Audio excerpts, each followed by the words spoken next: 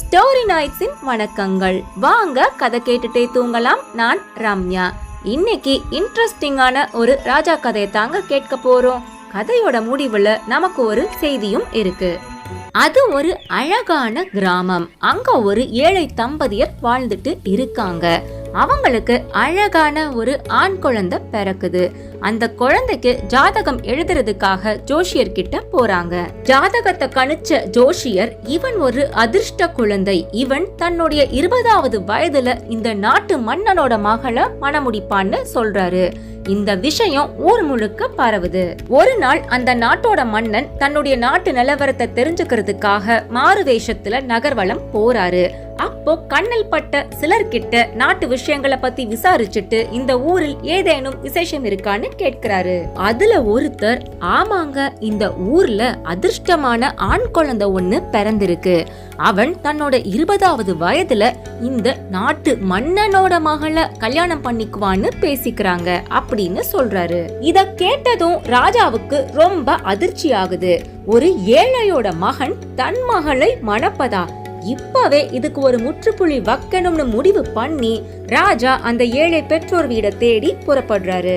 அங்க போய் அவங்க கிட்ட நிறைய பணத்தை கொடுத்து குழந்தைய தன்கிட்ட கொடுக்குமாறு கேட்கிறாரு. பெற்றோர்கள் முதல்ல மறுக்கிறாங்க. பிறகு தங்கள் குழந்தையாவது வசதியாக வாழட்டுமேன்னு நினைச்சு மாறுவேஷத்துல இருந்த மன்னன் கிட்ட குழந்தைய கொடுத்து பணத்தை வாங்கிக்கிறாங்க. குழந்தைய வாங்கி கொண்ட மன்னன் அந்த கிராமத்தை விட்டு வெகு தூரம் போறாரு. அப்போ வழியில ஒரு ஆறு குறுக்கிடுது. குழந்தைய அந்த ஆத்துல விட்டுறலாம்னு முடிவு பண்ணி மன்னன் பக்கத்து கிராமத்துக்கு போய் ஒரு மரப்பெட்டிய விலைக்கு வாங்கிட்டு வர்றாரு. குழந்தைய அந்த பெட்டியில வச்சு பூட்டி ஆற்று வெள்ளத்துல மிதக்க விடுறாரு. பெட்டி நேர கடலுக்கு அடிச்சுட்டு போயிடும்னு முடிவு பண்ணி மன்னனும் அந்த இடத்த விட்டு போயிடுறாரு. பெட்டி பைய ஆத்துல மிதந்து போய்கிட்டு இருக்கு. ஒரு 2 மைல் தூரம் போனதும் அந்த பக்கம் ஆத்துல ஒரு சலவைக்காரன் துணிகளை துவைச்சுக்கிட்டு இருக்காரு. பெட்டி ஒண்ணு மிதந்து வர்றத பார்த்ததும் வேகமா நீந்தி போய் அந்த பெட்டிய கரைக்கு எடுத்துட்டு வர்றாரு. பெட்டிய திறந்து பார்த்தா உள்ள ஒரு அழகான ஆண் குழந்தை பொக்கவாய காட்டி சிரிச்சுக்கிட்டு இருக்கு. அத அப்படியே வாரி அணைச்சுக்கிட்டு தன்னோட வீட்டுக்கு சலவைக்காரர் எடுத்துட்டு போறாரு. சலவைக்காரருக்கும் அவருடைய மனைவிக்கும் கல்யாணமாகி பல வருஷங்கள் ஆகியும் குழந்தை இல்லாம இருந்தது. அதனால இது கடவுளே அனுப்பி வச்ச குழந்தைன்னு நினைச்சு ரொம்ப சந்தோஷமா வளர்த்துட்டு வந்தாங்க. 20 ஆண்டுகள் ஆகிடுச்சு. அரசன் ஒரு நாள் அந்த கிராமத்தை சுற்றி பார்க்கறதுக்காக போறாரு. அப்போ அந்த சலவைக்காரரோட குடிசை கண்ணில் பட அவர்கிட்ட கிராமத்தை பத்தி விசாரிச்சுட்டு, உனக்கு எத்தனை குழந்தைகள்னு கேட்கிறாரு. அரசன் கிட்ட உண்மைய சொல்லலாமா வேண்டாமான்னு யோசிச்ச சலவைக்காரர் பிறகு உண்மையே சொல்லிடலாம்னு முடிவு பண்ணி, அரசே, எனக்கு சொந்தமா குழந்தை கிடையாது. 20 ஆண்டுகளுக்கு முன் இந்த ஆற்றில் பெட்டி ஒன்று மிதந்து வந்தது. அந்த பெட்டிக்குள் அழகான ஒரு ஆண் குழந்தை இருந்தது. அவனைத்தான் இன்று வரை என் சொந்த மகனை போல் வளர்த்து வருகிறேன்னு சொல்றாரு. அதோட இல்லாம அந்த வளர்ப்பு மகனை அழைச்சு ராஜா கிட்ட அறிமுகப்படுத்தி வைக்கிறாரு. அந்த குழந்தை இப்போ வாட்ட சாட்டமான கவர்ச்சி மிகுந்த இளைஞனா வளர்ந்து நிக்கிறான். மன்னன் இந்த விஷயத்தை கேட்டதும் திடுக்கிடுறாரு. அப்போ நான் ஆற்றில் விட்ட குழந்தை இன்னும் சாகவில்லையா, ஆபத்தாயிற்றே அப்படின்னு நினைச்சு மேலும் கீழுமா அவனை பாக்குறாரு. பிறகு அரசன் சலவைக்காரர் கிட்ட, இவன் மிகுந்த திறமை வாய்ந்தவனாய் தெரிகின்றான். அரசிக்கு நான் ஒரு தகவல் அனுப்ப வேண்டும். இவனிடம் ஒரு கடிதம் கொடுத்து அனுப்பலாமான்னு கேட்கிறாரு. அரசன் சொல்ல தட்ட முடியுமா? சலவைக்காரரும் சரின்னு ஒத்துக்கிறாரு. அரசன் அங்கேயே ஒரு கடிதம் எழுதி அத அந்த இளைஞன் கிட்ட கொடுத்து, இத அரண்மனைக்கு சென்று அரசியிடம் கொடுத்து விடுன்னு சொல்லி தன்னோட முத்திர மோதிரத்தையும் அவன் கிட்ட கொடுத்து அனுப்புறாரு. இந்த கடிதத்துல அரசன் இந்த கடிதத்தை கொண்டு வரும் இளைஞனை உடனே கொன்று புதைத்துவிட ஏற்பாடு செய்யவும்னு எழுதியிருக்காரு. இது எதுவும் தெரியாத அந்த இளைஞன் சந்தோஷமா கடிதத்தை எடுத்துட்டு அரண்மனையை நோக்கி புறப்படுறான். இரவு நேரம் ஆகுது. ரொம்ப தூரம் நடந்ததால களைப்பாறதுக்காக ஏதாவது ஒரு இடம் தேடுறான். அப்போ அந்த காட்டுல ஒரு குடிசை மட்டும் தெரியுது. அந்த குடிசைக்குள்ள போறா, அங்க ஒரு வயதான கிழவி மட்டும் இருக்காங்க. இளைஞன் அவங்க கிட்ட இன்று இரவு மட்டும் எனக்கு தங்க இடம் கொடுங்கன்னு கேட்கிறான். அதுக்கு அந்த கிழவி, இது கொள்ளைக்காரர்களின் குடிசையப்பா, என்னை சாப்பாடு சமைப்பதற்காக வைத்திருக்கிறார்கள், உன்னை பார்த்தால் கொன்று விடுவார்கள்னு சொல்றாங்க. எனக்கு என்ன ஆபத்து நேர்ந்து விடும் பாட்டி, என்னிடம்தான் பணம் எதுவும் இல்லையே, அரசியிடம் கொடுக்க சொல்லி அரசன் கொடுத்த ஒரு கடிதம் மட்டும் தான் இருக்கிறது, நடந்து வந்த களைப்பு தீர சற்று படுத்து விட்டு போகிறேனே பாட்டி அப்படின்னு சொல்லிட்டு ஒரு மூலையில போய் அந்த இளைஞன் படுத்து தூங்கிடுறான். நடு இரவு ஆனதும் கொள்ளைக்காரர்கள் குடிசைக்கு திரும்புறாங்க. யார் இந்த இளைஞன்னு கேட்க கிழவி நடந்த விஷயத்த சொல்றாங்க. உடனே அந்த கொள்ளைக்கார கூட்டத்தோட தலைவன் அந்த இளைஞனோட தலைமாட்டுல இருக்கிற அரசனோட ஓலையை எடுத்து பிரிச்சு படிச்சு பார்த்த உடனே திடுக்கிடுறான்.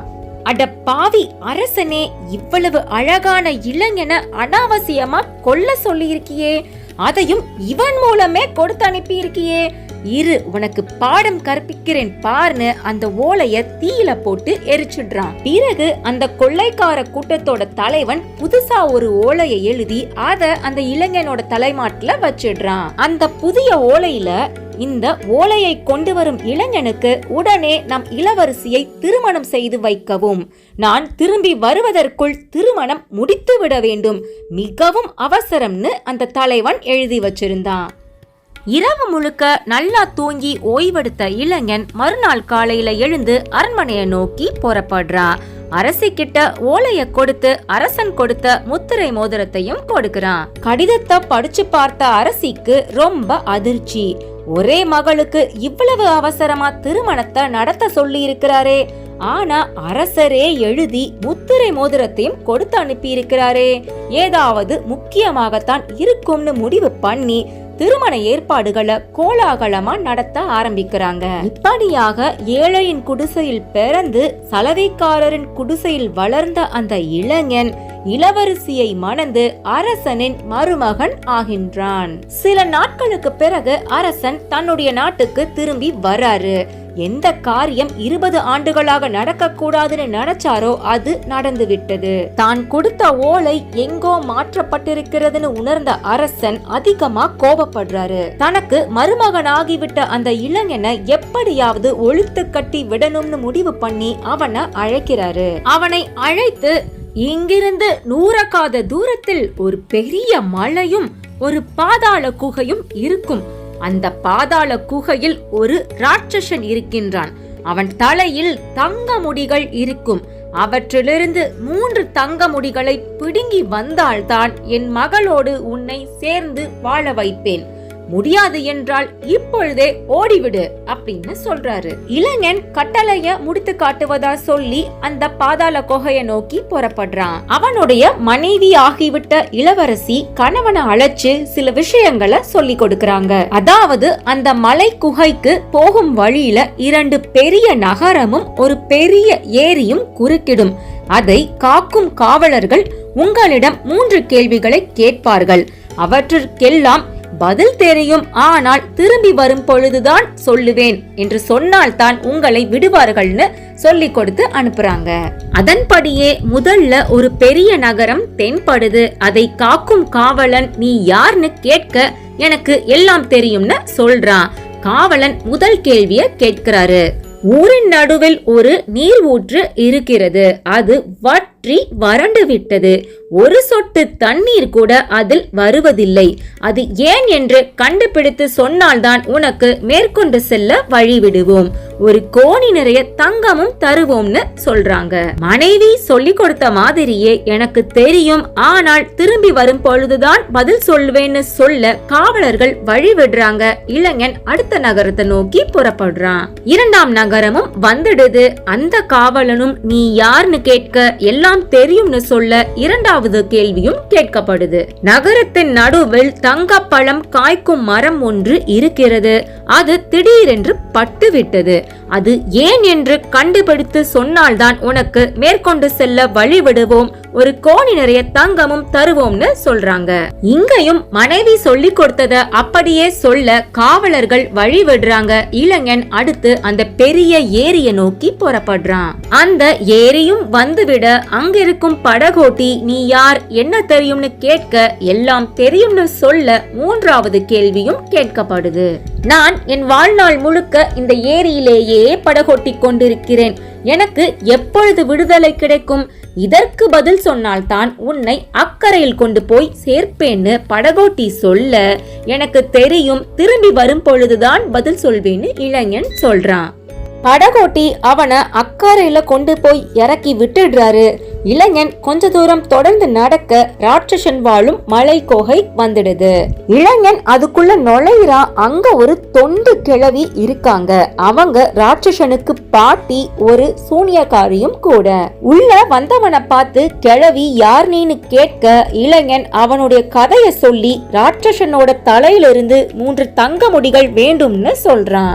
ஐயோ, இது ஆபத்தான காரியமாச்சே அப்படின்னு கிழவி சொல்ல, நீங்கள் தான் உதவ வேண்டும் தாயேன்னு சாஷ்டாங்கமா அந்த இளைஞன் அவங்க கால்கள்ல விழுந்து வணங்குறான். அந்த சூனியக்கார கிழவி இளைஞனுக்கு உதவ ஒத்துக்கிடுறாங்க. ஆனா தன்னுடைய ராட்சசன் பேரன் கண்ணில் படாம இருக்கிறதுக்காக அவனை ஒரு எறும்பா மாற்றி அவங்க போர்த்தி இருந்த போர்வைக்குள்ள அவனை ஒளிச்சு வச்சுக்கிறாங்க.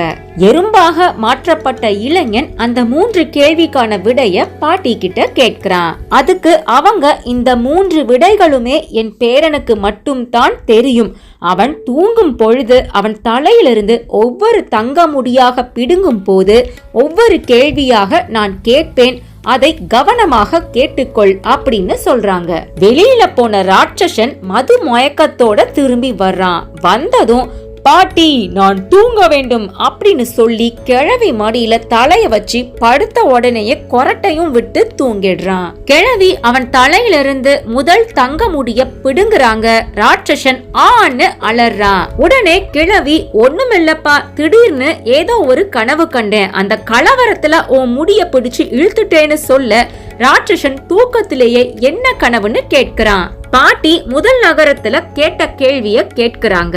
ஒரு நகரத்தில் ஒரு நீர் ஊற்று திடீரென்று வற்றி விட்டதாமே, அதற்கு என்ன காரணம்னு கேட்க, ஓ அதுவா, அந்த நீர் ஊற்றின் அடியில் ஒரு தேரை இருக்கிறது, அது நீர் ஊற்றை அடைத்து கொண்டிருக்கிறது, அந்த தேரையை அகற்றி விட்டால் நீர் சுரந்துவிடும் அப்படின்னு சொல்லி ராட்சசன் திரும்பவும் தூங்கிடுறான்.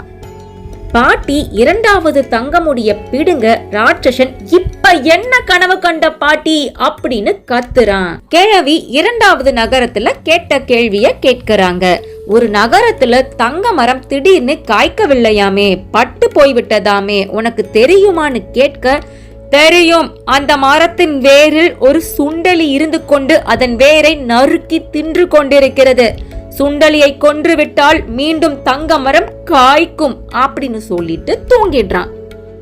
கொஞ்ச நேரம் கழிச்சு கிழவி மூன்றாவது தங்க முடியையும் பிடுங்க ராட்சசன், ஏன் பாட்டி இப்படி தொந்தரவு பண்ற, என்ன கேள்வி கேட்டு தொலை அப்படின்னு சொல்ல, பாட்டி, ஒரு பெரிய ஏரியில ஒருவன் நீண்ட காலமா படகோட்டி கொண்டே இருக்கின்றானாம், அதை விட்டு அவனால் மீளவே முடியவில்லையாம், அவனுக்கு விடுதலை கிட்டுமா அப்படின்னு கேட்க, அற்ப கிழவியே, அந்த படகோட்டி மாதிரியே நீயும் முட்டாளாய் இருக்கிறாயே, அவனுடைய படகில் ஏறி வரும் பயணிகளுள் ஒருவர் கையில் துடுப்பை கொடுத்துவிட்டு மெதுவாக கரையேறி ஓடிவிட்டால் அவனுக்கு விடுதலை கிட்டிவிடும், அவன் யாரிடம் துடுப்பை கொடுக்கிறானோ அவன் மீள முடியாமல் படகை ஓட்டி கொண்டே இருப்பான் அப்படின்னு ராட்சசன் சொல்லிட்டு குப்பரப்படுத்து தூங்கிடுறான். எறும்பு உருவத்துல இருக்கிற இளைஞன் எல்லா விடைகளையும் கேட்டுக்கிறான். மறுநாள் காலை ஆகுது. ராட்சசன் வெளியே போனதும் கிழவி எறும்பா இருக்கிறவன மீண்டும் இளைஞனா மாத்துறாங்க. 3 தங்க முடிகளையும் அவன் கிட்ட கொடுக்க இளைஞன் நன்றி சொல்லிட்டு புறப்படுறான்.